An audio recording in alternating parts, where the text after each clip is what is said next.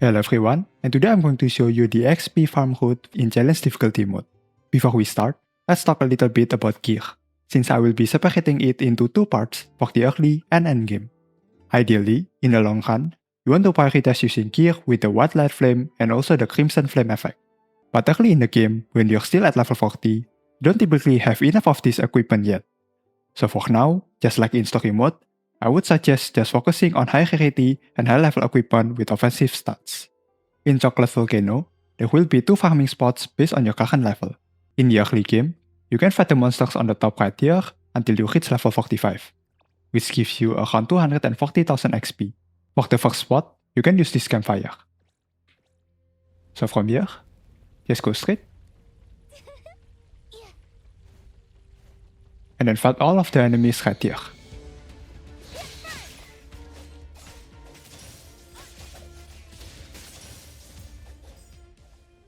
Once you have killed all of the enemies, you can just teleport back to the campfire, right here, and refresh the monsters.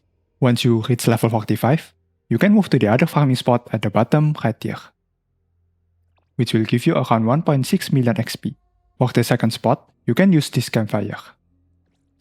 So from here, just go straight, and then fight all of the enemies right here. Dark vision. It's not like I expected to have it. Once you have killed all of the enemies, you can just teleport back to the campfire right here and refresh the monsters. I highly recommend you to farm in this spot until you reach level 50 before moving to the next map. Once you reach level 50, you'll want to use gear with the White Lightflame effect. White Lightflame itself is just a DOT, but when used correctly, like with the White Flame pellet, you can deal damage without even attacking, leading to an AFK XP farm. Now, I will focus on the equipment for each character and explain each of the buffs briefly, since basically, it all adds up to your overall DOT. For Zero's weapon, you want to use the Morningstar Longsword. For her other gear, you want to use gear with the White Flame pellet and also the Flame of Dawn effect.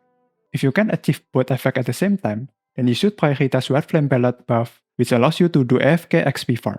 For Min's weapon, you want to use the Sunsin's Twin Blades. For her other gear, you want to use gear with Sunseeker Light and also the Sunward Wind Rider effect.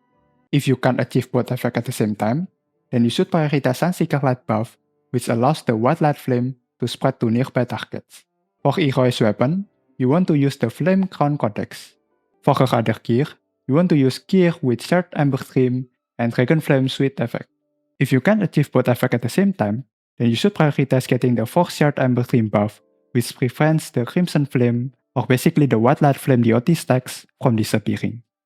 With this said, you should also use her skill every once in a while to synchronize the White Light Flame stacks among all allies and targets to match to the highest current stack count.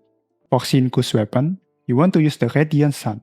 For her other gear, you want to use gear with Blast Nightfall or Cloud Breakdown, since both have the same effect, as well as the Dragon and Dragon Hunter. If you can achieve both effects at the same time, then you should prioritize getting the 4th Blast Nightfall or the Cloud Breakdown buff, which helps increase her attack. For the accessories, you can basically use anything as long as it has offensive stats, like the Secret Syrup, Family Portrait, and also Tempering Stone. For the next map, you can go straight to Ember Syrup Lake.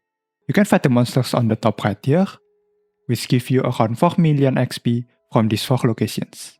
So from this campfire, you want to kill the enemies on all 4 locations, and reverse the monsters at the next campfire, right here. After that, you can just fight all of the enemies again and head back to the first campfire to refresh the monsters. So from here, you can already see the monsters in front of you and also behind you. Far from it.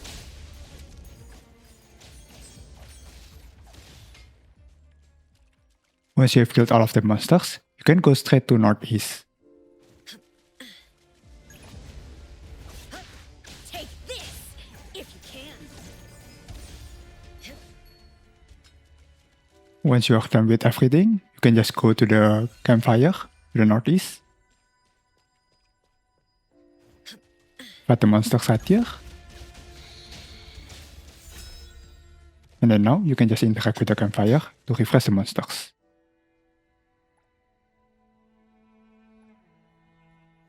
After that, you can just go back to the first campfire and kill all of the monsters along the way. I highly recommend you to farm in these 4 spots until you reach level 75. In Crimson Castle, you can fight the monsters on the bottom right before the final boss. This will give you around 11 million XP in a single fight. So from this campfire, you can just go straight through here, and then fight all of the enemies right here.